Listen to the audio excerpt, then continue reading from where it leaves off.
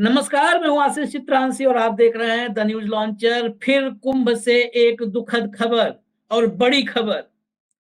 फिर से एक बार कुंभ क्षेत्र में आग लगी है और 15 पांडाल जलकर खाक हो गए हैं सेक्टर 22 क्षेत्र में। हालांकि इसमें जान माल की कोई अब तक नुकसान की जानकारी नहीं है। वहां तक फायर ब्रिगेड की गाड़ियों को पहुंचने में भी मुश्किल हुई। जो प्रशासनिक अधिकारियों की तरफ से बयान है उसके मुताबिक वहां पर एक्सेस आसान नहीं था। अब एक्सेस आसान नहीं था तो खैर प्लानिंग का विषय है, लेकिन हम प्लानिंग में नहीं जाते। ये मामला सिर्फ कुंभ में आग और भगदड़ तक नहीं है। अब Yogi and team, Yogi and company ये फंसती नजर आ रही है।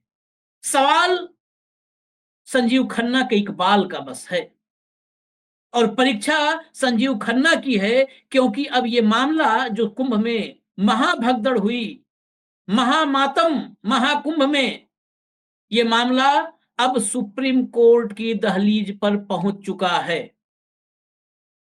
इस मामले पर संजीव खन्ना कितनी जल्दी इसकी लिस्टिंग करते हैं, मास्टर ऑफ रोस्टर भी वही हैं, किस बेंच में जाता है, इस मामले की महत्ता को देखते हुए क्या खुद सुनवाई करते हैं। इसीलिए मैंने कहा संजीव खन्ना की भी बड़ी परीक्षा है। और अगर इस परीक्षा में पास हुए संजीव खन्ना, तो जो तमाम तथ्य सामने एक के बाद एक आ रहे हैं, चाहे वो आंकड़ों को छिपाने की बात हो, मृतकों के नाम की सूची न जारी करने की बात हो, सुप्रीम कोर्ट में अगर ये बात सुनवाई में रखी गई एक के बाद एक, और फिर वही बात परीक्षा में पास हुए, तो योगी एंड कंपनी की बड़ी दुर्गति होने वाली है, बहुत दुर्गति होने वाली। मामला सुप्रीम कोर्ट से लेके कुंभ और सरकार तक का है। तो मेरे साथ न्यूज लॉन्चर समूह के कई साथी मौजूद हैं। भाऊ तो हैं ही, भाऊ के साथ मेरे दो और साथी भी हैं। स्वागत है भाऊ। हमारे साथ अभिषेक भी हैं, संतोष भी हैं। संतोष लगातार तमाम ग्राउंड रिपोर्टिंग संतोष ने किया है। कई बार ऐसी स्थिति, भगदड़ जैसी स्थिति, और भगदड़ के बाद मृतकों की सूची कब कब नहीं जारी हुई, और जारी हुई तो संख्या बताई गई, नाम नहीं जारी किया गया। थोड़ा वो सब भी बता देंगे, संतोष हैं तो मौजूद वहां पर।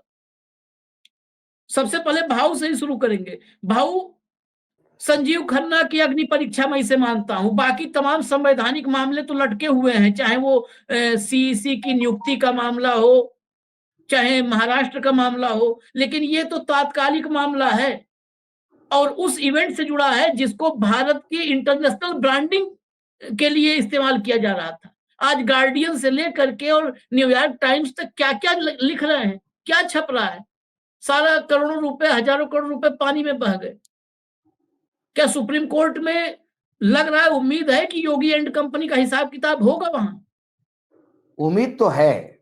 एक अधिवक्ता विशाल तिवारी एक जनहित याचिका लेके सर्वोच्च न्यायालय आज गए हैं। उसका लिस्टिंग नहीं हुआ है, लेकिन उन्होंने सर्वोच्च न्यायालय को इंटरव्यू करने के लिए कहा और एक एसओपी सर्वोच्च न्यायालय दे।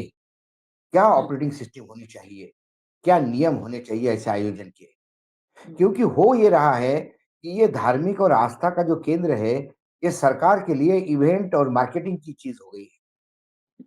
आस्था और धर्म भी जब मार्केटिंग में उतर आता है, तब भीड़ कितनी बनेगी इसका वर्ल्ड रिकॉर्ड बनेगा। कितना बड़ा हम इस पे खर्चा करते हैं, जितना ज्यादा खर्चा उतना ज्यादा वहां भ्रष्टाचार का आरोप लगता है।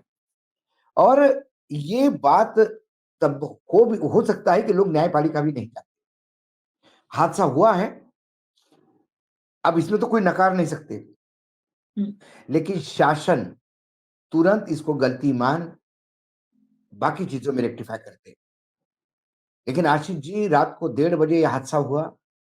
12 घंटे बाद भी योगी आदित्यनाथ मुख्यमंत्री धमकाते हुए नजर आए, चेतावनी देते हुए नजर आए कि अफवाह मत फैलाइए, कुछ नहीं हुआ। ये जब लोगों को धमका रहे थे और मीडिया को कह रहे थे कि कुछ नहीं हुआ, जो गोदी मीडिया है वो लगातार महिमा मंडन कर रहे थे कि हेलीकॉप्टर से फूल बरसा रहे, स्नान चालू हो गया, मानो कुछ हुआ ही नहीं। लेकिन वहां मुझे लगता है कि 3 आंकड़ों में फिगर है मरने वालों का, ढेर पड़ा हुआ है। और एक जगह इंसिडेंस हुआ जिसका रिपोर्टिंग हुआ, दूसरे जगह ऐसा ही हादसा हुआ, वहां पे भी मौतें हुई है। वहां जेबीसी वो लगा के मलबा उठाया जा रहा है कपड़ों का, और जूतों का और चप्पलों का ढेर हाथ से नहीं उठ पा रहा है, मशीनों से उठाया जा रहा है, ट्रक के ट्रक फेंके जा रहे हैं। एक लोकल यूट्यूबर का एक ये कहना है कि कितने लोग वहां पे वही के वही दफनाए हुए, कि वहां के वहां उनका समाप्त कर दिया।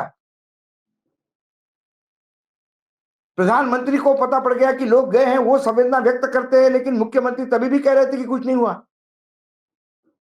शाम को जाके उनके गले में से आवाज फूटी, आंखों में से आंसू लाए गए। एक बेहतरीन एक्टिंग का नमूना देश के सामने, अभिनय का नमूना पेश हुआ और बोला गया कि अच्छी व्यवस्था होते हुए भी कैसा हादसा हुआ, यह अब शोध का विषय है। अरे कुप्रबंधन था इसलिए हादसा हुआ, प्रबंधन में हादसे नहीं होते। जब सरकार हादसों के लिए रिस्पॉन्सिबल अपने आप को मानने को तैयार नहीं, सरकार अपनी गलती मानने को तैयार नहीं, लिपापोती के लिए एक आप समिति नियुक्त करेंगे कि वो समिति इन्वेस्टिगेट करेगी कि अच्छे प्रबंधन में भी हादसा क्यों होता है। बार बार अपने आप को अच्छे प्रबंधन, अच्छा प्रबंधन बोल के पहले से ही क्लीन चिट देने का प्रबंधन कर लिया है आपने। ऐसे में इनको यदि इनकी नकेल डालनी हो तो न्यायपालिका के सिवा कोई नकेल नहीं डाल सकता। आने वाले सभी ऐसे कुंभ में, कुंभ सिर्फ प्रयागराज में नहीं होता, उज्जैन में भी होता है, नासिक में भी होता है, हरिद्वार में भी होता है। जहां जहां कुंभ होगा वहां वहां अब न्यायपालिका को एक एसओपी क्लियर करना होगा कि क्या होना चाहिए, क्या नहीं होना चाहिए। अब आपने वीआईपी पास सारे रद्द कर दिए, उसके पहले सारे दुनिया के वीआईपी वहां पे एक्टर्स और उद्योगपति और प्लेयर्स और सारे लोगों को, एक वीडियो आपने दिखाया, एक प्रोग्राम में मैंने देखा, वो महिला कह रही थी कि क्या सुंदर विहंग दृश्य है, कोई एक आदमी नहीं दिख रहा है, खाली खाली है, रेड कार्पेट है और यज्ञ करेंगे, डुबकी लगाएंगे। दूसरी जगह लाखों की तादाद में जो लोग आस्था के नाम पे वहां आए हैं, जिनके वाकई दिल में आस्था है, वाकई गंगा माँ को पूजते हैं, वाकई उनके लिए कुंभ के मायने हैं, वो लोग रेत में खड़े हैं रात रात, दो दो रात, चाय तक नसीब नहीं हो रही उनकी। ऐसी स्थिति में जब कुंभ है तो ये कुंभ है किसके लिए? कुंभ वीआईपी के लिए है, कुंभ एक्टर और हीरो हीरोइन के लिए है, कुंभ उद्योगपतियों के लिए है, 60,000 रुपए के टेंट में रहने वाले के लिए है, कि German tent 2.5 lakh square feet में उत्तर प्रदेश की सरकार बैठी हुई है, कैबिनेट उनके लिए है। क्या गरज थी वहां कैबिनेट होने की? मैं तो कहता हूं ये हादसे ही वैसे होते हैं कि जब कैबिनेट पूरी बैठी रहती है वहां पे। सर्वोच्च न्यायालय ने एसओपी में दे देना चाहिए कि कोई नेता वहां नहीं जाए कुंभ में। इन नेताओं के साथ प्रॉब्लम है, एक बार डुबकी लगाते हैं और फिर अपने आप को क्लीन समझते, पाप करने के लिए फिर तैयार हो जाते हैं। 12 साल पाप करो और एक बार डुबकी लगाओ। कुंभ ये आस्था का विषय है तो वहां सर्व सामान्य आदमी जैसे ही जाना चाहिए। आप अलग अलग व्यवस्था, अलग अलग लोगों के लिए, सारी दुनिया के लोगों को बुला रहे हो आप, कुंभ के लिए आ जाओ, कुंभ पे आ जाओ। याचिकाकर्ता ने बाकी राज्यों का भी सहयोग मांगा है, एक सहयोग प्रकोष्ठ बनाने की बात करी है, एक निधि बनाने की बात करी है। हर राज्य से यदि लोग कुंभ के लिए आते हैं तो उस राज्य को भी देखना होगा कि हमारे राज्य के लोग कुंभ में जा रहे हैं, उनकी वहां सुविधा क्या है। लेकिन क्या करें, जब बड़े बड़े फुल पेज के विज्ञापन आते हैं, टेलीविजन पे लगातार कुंभ कुंभ छाया हुआ है कि कुंभ में ये व्यवस्था, कुंभ में वे व्यवस्था, 20-20 किलोमीटर लोगों को चलना पड़ रहा है।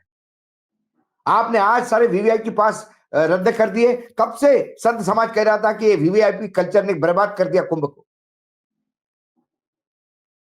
क्यों नहीं आपने शुरू से कह रहे थे। आज आपने सारे व्हीकल बैन कर दिए। क्या आप समझ सकते हो कि प्रयागराज का इतना कैपेसिटी है कि वो 5 करोड़ लोग झेल सकता है गाड़ियों के साथ? आज आग लग गई तो अग्निशामक दल नहीं जा सकता है वहां पे, फायर ब्रिगेड की गाड़ियां नहीं जा सकती वहां पे। तो क्या फायर ब्रिगेड की गाड़ियों के लिए आपने कोई ग्रीन कॉरिडोर बना दिया? ये रास्ता सिर्फ फायर ब्रिगेड के लिए होगा। किसी भी तंज में आने के बाद इस एरिया में इतने फायर ब्रिगेड इमीडिएटली पहुंच सकते हैं। इतने 1000 करोड़ रुपए काहे में व्यस्त किए आपने? विज्ञापन में? हाँ, या आपने फोटो छपवाने में? उसका नमूना भी दिखाते हैं। उसका नमूना भी मैं कहूंगा कि एक एनडीटीवी पर एक कार्यक्रम में महाकुंभ दिव्य और भव्य इंटरनेशनल बनाने के लिए बहुत सारे अफसरों को बैठा करके और कैमरे के सामने उनकी भी जो है ब्रांडिंग की गई और चैनल वालों को जो ड्यूटी दी गई वो भी निभाए। तो एक अमृत अभिजात है आईएएस, निकाल के रखिएगा, मैं बताऊंगा कब चलाना है, निकाल के रखिए, उसको भी लगा करके रखिएगा। मैं अभिषेक के पास चलता हूं। अभी भाऊ ने कहा जो मामला गया उसमें है कि अलग अलग राज्यों के लिए भी जिम्मेदारी तय हो कि वो अपने अपने राज्यों के जो श्रद्धालु आ रहे हैं उनकी भी जिम्मेदारी उठाएं। बिहार के लोगों की सबसे ज्यादा जो कैजुअलिटी में सबसे ज्यादा फुटेज मैंने देखा है अभिषेक, वो बिहार से जुड़े लोगों का देखा है। बहुत व्यथित, कोई आरा बता रहा था, कोई भागलपुर बता रहा था, बहुत सारी कैजुअलिटी हुई है। लेकिन बिहार सरकार की तरफ से अब तक कोई गंभीर न टिप्पणी आई है, न बयान आया है, न कदम उठाया गया है, और मुख्यमंत्री से कोई उम्मीद भी नहीं करता हूं। आज इतनी वो हास्यास्पद स्थिति पैदा कर दे रहे हैं, बताइए, गांधी जी पर पुष्प चढ़ा करके और वहां पर ताली बजाने लगे, वहां पर स्पीकर नंदकिशोर यादव उनको रोक रहे हैं कि अरे महाराज ये ताली नहीं बजाना है, यहाँ पे ताली वो बजाने लगे। जयंती और पुण्यतिथि का डिफरेंस जो मुख्यमंत्री नहीं समझता, वो यदि प्रदेश पर राज कर रहा है तो उस प्रदेश वाकई राम के भरोसे है। तो अभिषेक, ये बिहार की सबसे ज्यादा कैजुअलिटीज हुई हैं। और लोग कहते हैं ना कि राजनीति नहीं करो, सब पिक एंड चूज खाली भाजपा के हिसाब से थोड़ा होगा। बिहार के लोग आकर के प्रयागराज में मरेंगे तो क्यों नहीं विपक्ष बोलेगा? और विपक्ष नहीं बोल रहा है तो विपक्ष भी नकारा है, निकम्मा है विपक्ष भी। ये क्या है बिहार में? नीतीश कुमार को अपने प्रदेश के लोगों से कोई मतलब नहीं रह गया। देखिए आशीष जी, सबसे पहले हमको ये जानना चाहिए कि कुंभ होता कहाँ है। संगम पर होता है। संगम पर गंगा और यमुना तो सब देखते हैं कि वहां है, लेकिन काल्पनिक कथाओं में वहां सरस्वती होती है, सरस्वती का दर्शन नहीं होता।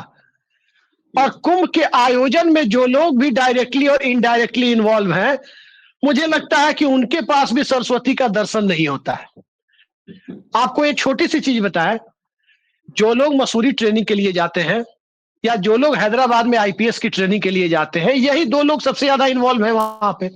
दर्जन भर से ज्यादा आईएएस और दर्जन भर से ज्यादा आईपीएस वहां पे लगाए गए। और दोनों जगह ट्रेनिंग के दरमियान पढ़ाया जाता है maintenance of public piece and order, सार्वजनिक शांति और व्यवस्था बनाए रखने के लिए पूरा का पूरा चैप्टर पढ़ाया जाता है। और उसी का एक मेजर पार्ट होता है क्राउड मैनेजमेंट, भीड़ प्रबंधन। सवाल यह है कि वहां पर जाकर ये करते क्या है?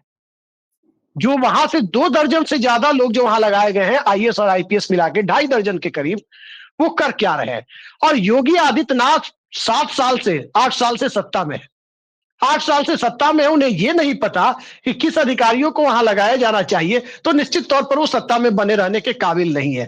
क्योंकि सत्ता में बैठा हुआ व्यक्ति इस बात को बखूबी जानता है कि किस अधिकारी के पास किस तरह की क्षमताएं हैं, किस तरह की कैपेबिलिटीज है। अगर आप नहीं जानते तो आपको सत्ता में रहने का कोई हक नहीं है, सीधी बात।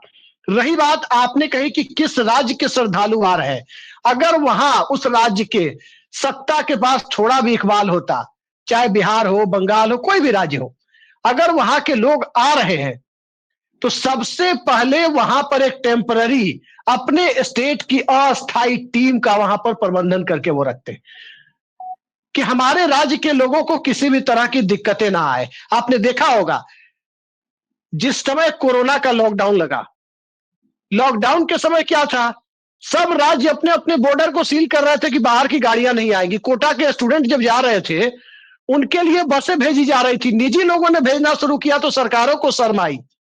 पप्पू यादव ने सबसे पहले पूरे देश में कोटा बस भेजने का काम किया।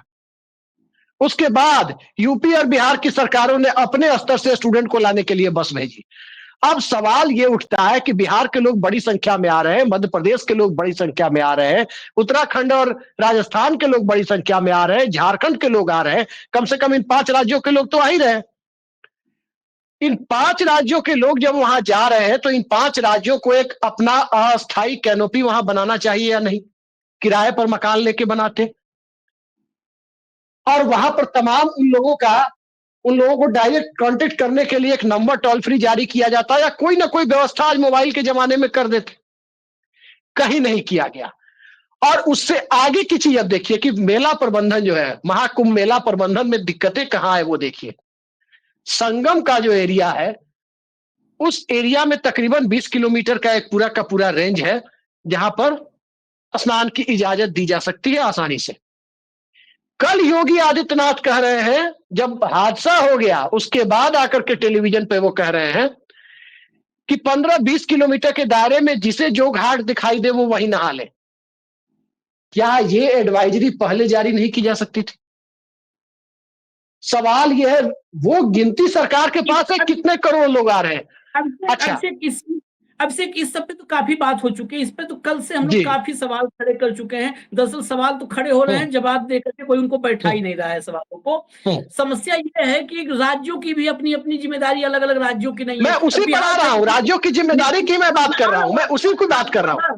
आप बस आ रहा हूँ संतोष को भी, क्योंकि कोई बिहारी नहीं, कोई भी राज्य, अब इतने अफसर थे, इतने यहाँ पर दर्जनों IAS IPS लगे हैं, वो भी कोई हंस कबूतर कोई भेज दिए होते प्रयागराज, नीतीश कुमार भी, लेकिन सब वहीं बैठ करके वो अपना अपनी अपनी उड़ान भर रहे हैं। खैर, संतोष के पास चलने से पहले एक अमृत अभिजात नाम के IAS हैं, बड़े अफसर हैं योगी आदित्यनाथ के सक्षम लोगों में। अभी अभिषेक ने कहा ना कि जिनके पास अधिकारियों की क्षमता नहीं समझ सकते उनको हटा देना चाहिए। अधिकारियों की क्षमता समझने के लिए भी क्षमता होनी चाहिए। एक देखिए क्षमतावान IAS है, इनको जरा सुनिए, क्षमतावान IAS है, ये मैजिकल मूवमेंट बता रहे थे, जरा सुनाइए भाई। तो इसको स्टडी के लिए ethnographic study, religious study, spiritualism के हिसाब से मुख्यमंत्री जी ने कई बार कहा कि देश दुनिया के बहुत सारे यूनिवर्सिटी जो है इस कुंभ के मैनेजमेंट को, क्राउड मैनेजमेंट, गवर्नेंस हो, health management, cyber security, national integration कैसे प्रमोट कर रहा है। एक मिनट के लिए मान लीजिए कोई भी व्यवस्था ना हो, फिर भी लोग हजारों साल से यहाँ आ रहे हैं, तो क्या ड्रॉ करता है, क्या फेथ तो वो हमेशा 10 लाख के करीब वहाँ हर तो दिन ये फेथ कैसे अट्रैक्ट करता है, और उसमें हम कैसे उनको सुलभ व्यवस्था दे रहे हैं जिसमें कि एक ऐसा मैजिकल फील आता है। आप जब वहां पे कवर करेंगे 29 तारीख को, तो आप देखिएगा एक स्टेज ऐसा आएगा जब आपको लगेगा कि कुछ भी नहीं और सब कुछ है, इन द सेंस की एक नमनेस की फीलिंग आती है, एक मैजिकल सा चीज होता है जो कि जो वहां पे रह रहा है उसको उस बात की अनुभूति होती है। और मैं समझता हूं कि ये वही विश्व। चलिए 29 तारीख को जब आप लोग कवर करेंगे तो आप लोग को मैजिकल फीलिंग आएगी। कल देर शाम और आज भी सब गोदी मीडिया वही मैजिकल फीलिंग वहां पर महसूस कर रहा है संतोष, मुझे लगता है, क्योंकि आप फील्ड में कवर किए हैं। वो मैजिकल फीलिंग का आपसे मैं समझना चाहूंगा, क्योंकि हो सकता है ऐसे अफसर आपको भी कई बार मैजिकल फीलिंग दिलवाए हों। ये योग्य अफसर है, और अंतरराष्ट्रीय स्तर पर कई विश्वविद्यालयों में शोध हो रहा है इस पे, क्राउड मैनेजमेंट पे कई इंटरनेशनल यूनिवर्सिटी शोध कर रही है। पंकज झा पूछ रहे हैं, ये योग्य पत्रकार रहे हुए हैं, लखनऊ में ही पत्रकारिता करते थे, अब दिल्ली नोएडा बैठ गए हैं और NDTV में बैठ गए हैं, तो ऑब्वियस सी बात है इनकी भी तरक्की बड़ी हुई है, मैजिकल फीलिंग इनके अंदर भी आई होगी थोड़ी बहुत। अब संतोष बताइए। देखिए, अभी जो ये मैजिकल फीलिंग वाली बात कर रहे थे ना, दुनिया की इतनी यूनिवर्सिटी इस पे स्टडी कर रही है, तो मुझे बरबस जो है, चूंकि बिहार का जिक्र चल रहा है, तो लालू यादव की याद आ गई। उनके रेल मंत्रालय के कार्यकाल में ये कहा गया कि दुनिया की बड़ी-बड़ी यूनिवर्सिटी जो है, वो इस बात पे स्टडी कर रही है कि घाटे वाले रेलवे को लालू यादव फायदे में लेके क्यों आ गए थे। देखिए, ये मैजिकल फीलिंग हर दौर में रहा है, हम लोगों पर भी दबाव रहा है, लेकिन इसके बावजूद भी उस दौर में भी सवाल पूछा करते थे कि भाई 139 का पायलट प्रोजेक्ट काम कैसे नहीं कर रहा, वैष्णो देवी का जो ट्रैक बन रहा है उसमें गड़बड़ क्यों हो गई है, एक्सीडेंट होते थे, लगातार सवाल पूछते थे, और लालू यादव रेल मंत्री होते हुए खुद कई बार उन सवालों के जवाब देते थे, वो उन सवालों का सामना करते थे।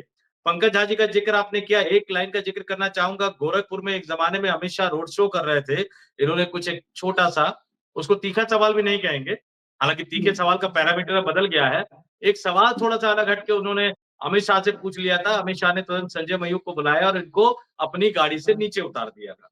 तो ये भी मैं वाक्य बताता हूँ। तो ये मैजिकल फीलिंग, दबाव, ये तमाम चीजें हमेशा रहेंगी। ऐसा नहीं है कि आपको, चूंकि खबरें तो अधिकारियों से लेनी है, खबरें आपको मंत्रियों से लेनी है, तो जो मेले में भी गए, जो कुंभ में भी गए, उनको जो डाटा लेना है, वो डाटा तो निश्चित तौर पर अधिकारियों से ही लेना है। लेकिन कल जो सबसे बड़ी गफलत हुई, वो आप मान के चलिए कि रिपोर्टरों से ज्यादा संपादकों के स्तर पे।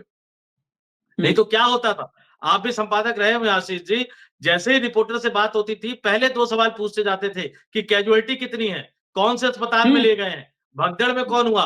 कल दिन भर हम बताते रहे कि भाई योगी जो है, PM ने 4 बार बात की, अब 4 बार पता नहीं क्या बात कर ली, क्योंकि 4 बार बात करके कुछ एडिशनल को सहायता तो केंद्र सरकार ने भेजी नहीं। केंद्रीय गृह मंत्री अमित शाह ने बात की, शाम को आते आते आ गया कि योगी भावुक हो गए। भावुक होने के लिए मुख्यमंत्री नहीं चुना गया है, रोने के लिए उनको मुख्यमंत्री नहीं चुना गया है, उस पर तो खैर मैं बाद में आऊंगा। लेकिन किसी भी चैनल के संपादक ने अपने रिपोर्टर से या किसी भी चैनल के एंकर ने अपने रिपोर्टर से ये पूछने की कोशिश नहीं की, हिमाकत नहीं की कि कितने लोग मरे, कितनी कैजुअलिटी हुई, कितने घायल हुए।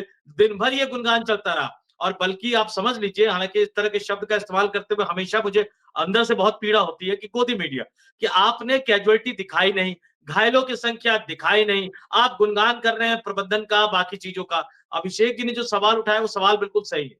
प्रशासनिक अनुभव बहुत जरूरी होता है। नीतीश कुमार पर कई तरह के सवाल उठा सकते हैं, नरेंद्र मोदी पर कई तरह के सवाल उठा सकते हैं, लेकिन इतने साल 2017 से मुख्यमंत्री बने रहने के बाद तकरीबन 8 वर्ष होने जा रहे हैं, अभी तक अधिकारियों को पहचानने की क्षमता, मैं माफी के साथ कहूंगा, योगी आदित्यनाथ में नहीं आ पाई है। अब ये खबर आई है कि उन्होंने 2-3 अधिकारियों को तैनात किया है। पहले किनको भेजा था?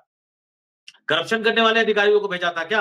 5-5, 10-10 लाख में सुनने में आ रहा था कि दुकानें जो है वो 5-5, 10-10 लाख रुपए लेके अलॉट की गई है। कई मीडिया की रिपोर्ट है, भास्कर की एक रिपोर्ट थी, कई अन्य पत्रकारों ने भी इस तरह की रिपोर्टिंग की है। तो पहले आपने काम लायक अफसरों को नहीं भेजा। जब दिक्कत खड़ी हो गई, जब समस्या खड़ी हो गई, जब लोगों की जानें चली गई, तो आपने वहां पे दूसरे अधिकारियों को भेजा। मैं आयोग पे कुछ टिप्पणी नहीं करूंगा, जांच पे कोई टिप्पणी नहीं करूंगा, क्योंकि ये प्रेशर कुकर की तरह होता है, लोगों का गुस्सा कम करने के लिए होता है। और जब दिन भर की कयास के बाद ये लगा कि नहीं, ये तो हिंदू वोटर नाराज हो जाएंगे, मुझे कल को पीएम बनना है, मुझे कल को राष्ट्रीय नेता बनना है, तो कैमरे के सामने आते हैं, मीडिया के सामने आते हैं, और वो भी कैमरा एजेंसी रोज आते हैं, रोने का नाटक करते हैं, नाटक और नौटंकी करते, रोते हुए लोकसभा में भी एक बार दिखाई दिए थे, गोरखपुर से दौड़े दौड़े गए थे। तो इन तमाम चीजों के बीच जो सबसे बड़ा सवाल यही है कि जो मुख्यमंत्री सुबह आते हैं और ये बता देते हैं कि 8 से 10 करोड़ लोग वहां पहुंच गए थे, वो मुख्यमंत्री सुबह अपने बयान में ये क्यों नहीं बताते हैं कि कैजुअलिटी कितनी हुई? क्योंकि जब आप कुछ नहीं बताते हैं तो इसका मतलब आप छुपाने की कोशिश करते हैं। 17 घंटे लग गए उत्तर प्रदेश की सरकार को ये बताने में कि 30 व्यक्तियों की मृत्यु हुई है। वो भी किसने? एक अधिकारी को आपने आगे कर दिया। रोने के लिए मुख्यमंत्री आए जिनको वोट चाहिए हिंदुओं का। और जब आपको गंभीर और सही बातें बोलनी थी, एक तो बोलने में 17 घंटे लगा दिए आपने, उसके बाद आपने 30 का आंकड़ा जारी किया, कई जगह 57-58 की लिस्ट चल रही है, कई जगह ये बातें कही जा रही है कि जैसे बाबू ने बताया कि एक जगह और ये हुआ है, उस चीजों का डाटा नहीं आया। इससे पहले आग लगी थी गीता प्रेस में, उस समय यूपी सरकार का बयान कुछ और था, गीता प्रेस का बयान कुछ और था। अब क्या हो रहा है कि आग लगी तो उसपे गोदी मीडिया क्या चला रहा है? आग तो लगी, लेकिन जैसे वो गीता प्रेस वाला जो हुआ था, लेकिन योगी सरकार का प्रबंधन इतना कुशल था कि तुरंत उस पे नहीं किस नहीं अंदाज में आग पे बकायदे काबू पा लिया गया। भाई माफ कीजिएगा, ऐसा दौर हमने देखिए कभी नहीं देखा था कि आप आपदा में भी मुख्यमंत्री की चमचाई करने का, चापलूसी करने का एक मौका निकाल लेते हैं। 17 घंटों तक कोई ये नहीं पूछता कि कैजुअलिटी कितनी हुई। और इससे भी बड़ी बात कि नालायक नाकारा अफसरों को कुंभ मेला के क्षेत्र में बड़ी जिम्मेदारी देके नियुक्त किसने किया? जिम्मेदारी किसकी? किसका इस्तीफा? किसकी बर्खास्तगी? अगर किसी बड़े अधिकारी के खिलाफ कोई कार्रवाई नहीं होती तो आप ये मान के चलिए आशीष जी कि उत्तर प्रदेश के मुख्यमंत्री योगी आदित्यनाथ खुद जिम्मेदार हैं। बताइए, गायक जा रहे हैं, कलाकार जा रहे हैं, फिल्म अभिनेता अभिनेत्री जा रहे हैं, मंत्री प्रोटोकॉल के साथ लेके जा रहे हैं। एक मंत्री साहब तो लगातार उनके साथ जो भी जा रहा है, गायक, कलाकार, अभिनेता, अभिनेत्री, बिजनेसमैन, उनके साथ वो भी डुबकी लगाता हुआ नजर आ रहा है। पता नहीं हाँ, कितने वो जन्मों का नंदी पाप को लगातार धो रहे हैं वहां गंगा पे। में ही है, तो ये नंदी तमाम तरह की लगातार जो गंगा वीडियो में है, है। और अगर अरे मुख्यमंत्री काम नहीं संतोष करते, जी, एक्शन नहीं लेते, संतोष जी, तो एक ये तथाकथित परफेक्ट केस नफरती है, ये कवि है। परफेक्ट केस है उत्तर प्रदेश में राष्ट्रपति शासन लगाने का। इससे ज्यादा परफेक्ट मामला नहीं हो सकता।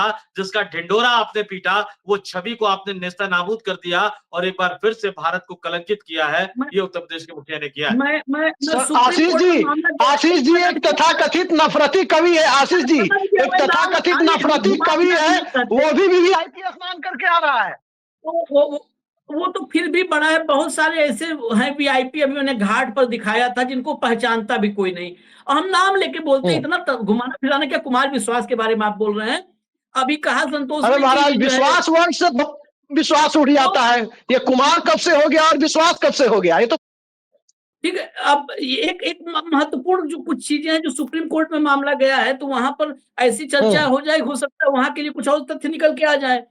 रही बात, कहा अभी अभी मैं खबरें देख रहा हूँ, आग वाली खबर में भाऊ लगातार चल रहा है कि आग लगी, लेकिन फायर ब्रिगेड बहुत तेज पहुंची। कई बार मुझे खबर पढ़ के लगा कि आग लगने से पहले पहुंच गई फायर ब्रिगेड, और 2-4 फायर ब्रिगेड सुधीर चौधरी, अंजना ओम कश्यप, रूबिका लियाकत, यही लोग ड्राइव करके लेके गए हैं वहां पर।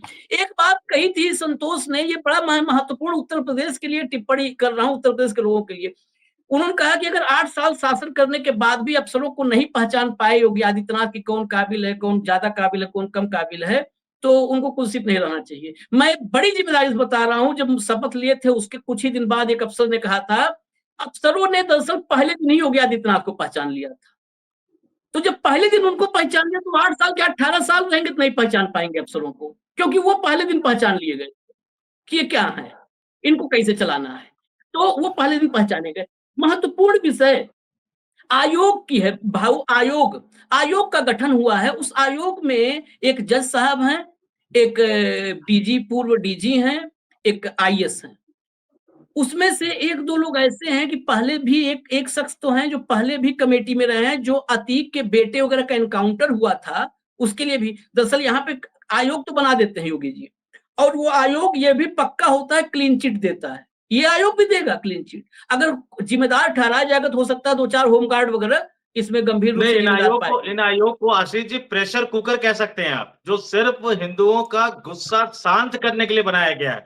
सिर्फ इसमें कि 2-4-5 दिन बाद, क्योंकि हम लोगों को भूलने की आदत है, इस देश के आदमियों की, लोगों की भी गलती है, हम लोगों की भूलने की आदत है, हम बहुत जल्दी भूल जाते हैं, फिर वही जय जयकार लगाने में लग जाएंगे हम लोग। ये इस देश के हिंदुओं की सबसे बड़ी मैं क्या कहूं शब्द नहीं है, सबसे बुरी आदत है कि हम लोग जयकारा करने में व्यस्त हो जाते हैं, जयकारा लगाने में व्यस्त हो जाते हैं, और ये बेशर्म सरकारें लाशें पड़ी हुई हैं, और ये हेलीकॉप्टर का इस्तेमाल सुरक्षा व्यवस्था की बजाय पुष्प वर्षा पर कर रहे हैं। संतोष जी, आप सोचिए, संतोष जी, करने पे कर रहे हैं ये लोग।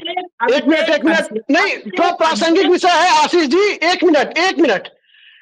आयोग की बात हुई है सदन के अंदर रामविलास पासवान ने कहा था कि हम लोग सरकार में बैठते हैं, सरकार की प्रवृत्ति होती है कि जिस मामले पर लीपापोती करनी है, ये यूट्यूब पे मौजूद है, मैं नहीं कर रहा, आप देख सकते हैं, जिस मामले को टालना होता है, लीपापोती करनी होती है, उस पर आयोग बना दिया जाता है, और जिसको तत्काल किया जाना होता है उसके लिए आयोग बनाने की जरूरत नहीं होती है। ये मोदी सरकार में रहते हुए मोदी सरकार के मंत्री रामविलास पासवान ने लोकसभा के अंदर कहा है।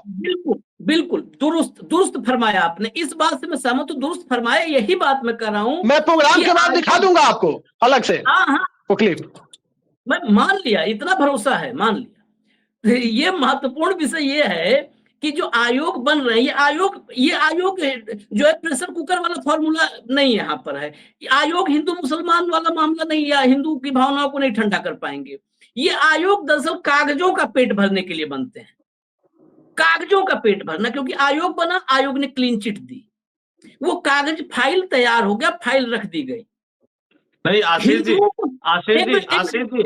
लाइन कहूंगा, कागजों का पेट भरने के साथ साथ असली दोषियों को बचाने के लिए इस तरह की समितियां बनाई जाती हैं। एग्जैक्टली, जब कागज का पेट तभी भरा जाता है जब किसी को बचाना हो। दरअसल हिंदुओं का, मैं समानांतर रूप से, मैं आखिरी सवाल पे आ रहा हूं, समानांतर रूप से कई चीजें भाव चल रही हैं। हिंदुओं को जो प्रेशर कुकर थ्योरी है, हिंदुओं के साथ तो उनके मोबाइल पे व्हाट्सएप आना शुरू हो चुका है, व्हाट्सएप आ रहा है। वो व्हाट्सएप जो आ रहा है वो लगातार ये आ रहा है कि आप अपने घर में पूजा पाठ करवाते होंगे, 10-12 लोग को बैठाते होंगे, बुलाते होंगे, हवन कथा, तब भी दिक्कत आती है कि नहीं आती है, योगी जी ने इतने लोगों को बुलाया।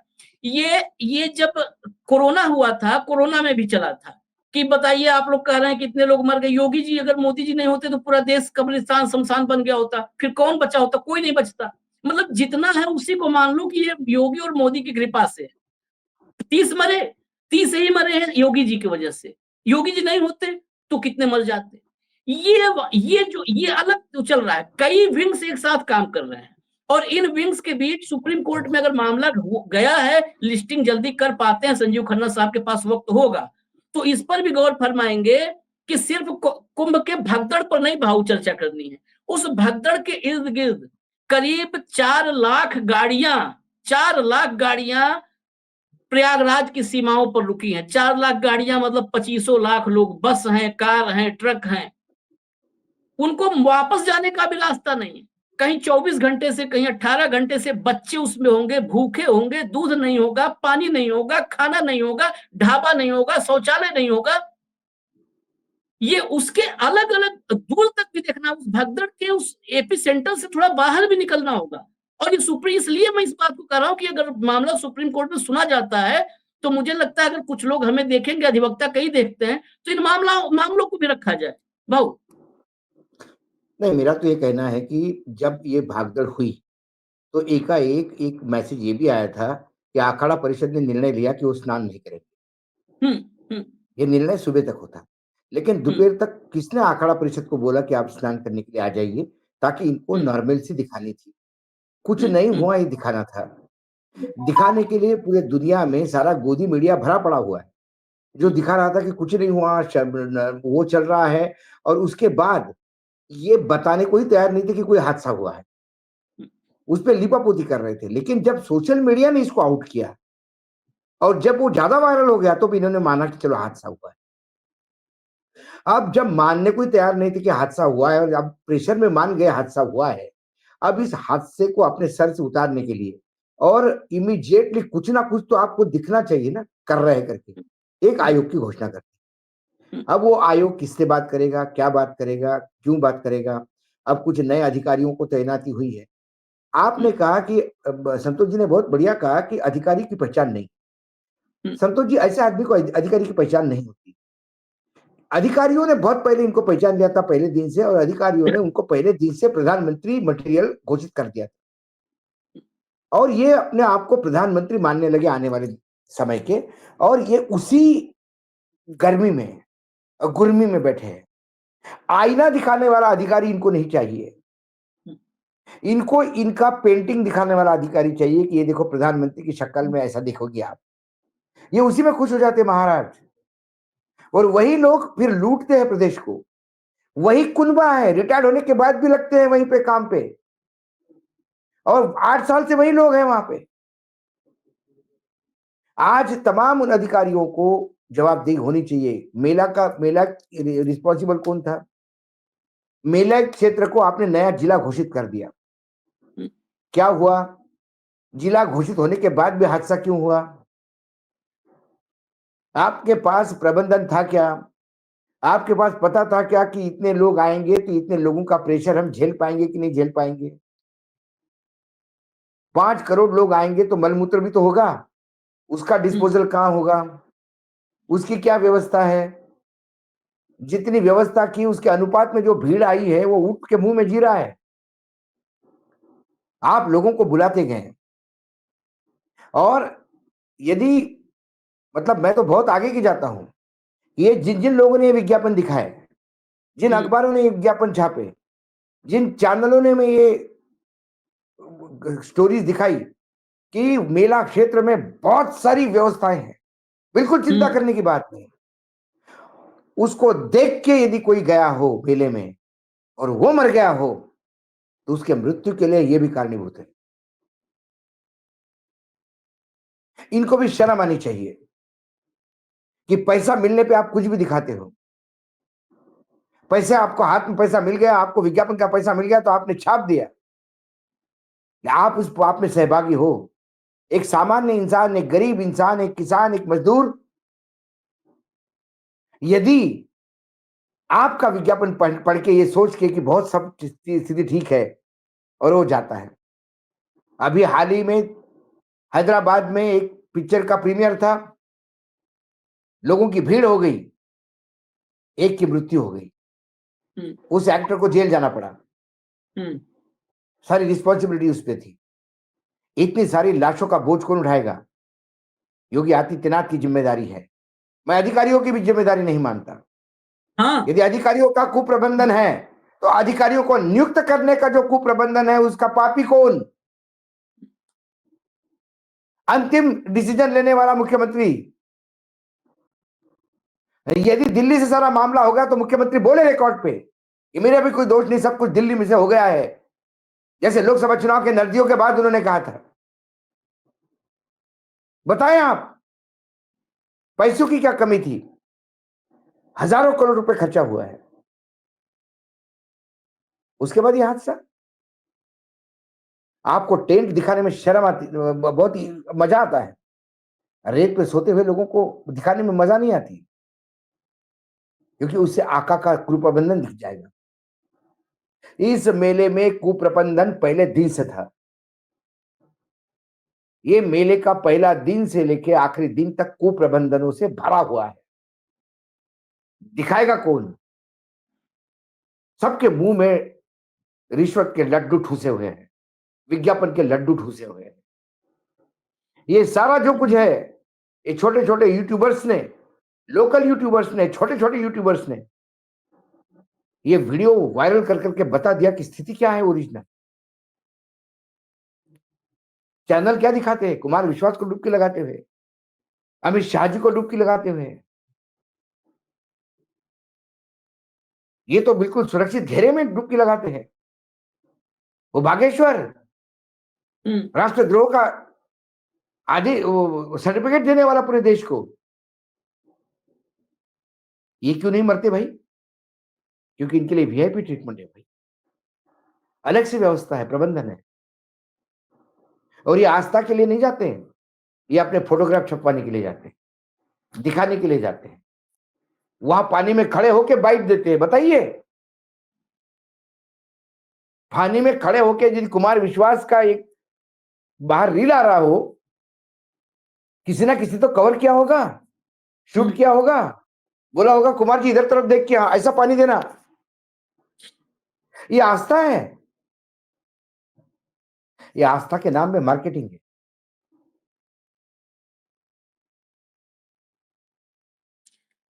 वहां गाना गाया जाता है, वहां कविताएं होती है, पानी में खड़े होके ताली बजती है, भजन मुनमा क्या भी जो भी कुछ गा रहे होंगे। वो सुख सुविधा सामान्य इंसान को कहा, जो मार्केटिंग के लिए नहीं आता, वो आस्था के लिए आता है। वो फोटो नहीं उतारता अपना नहाते हुए, वो तो बस गंगा मां में डुबकी निकाल के सूरज को अर्घ्य देके निकलना चाहता है। लेकिन भेड़ बकरियों जैसे उनके साथ ट्रीटमेंट हुआ।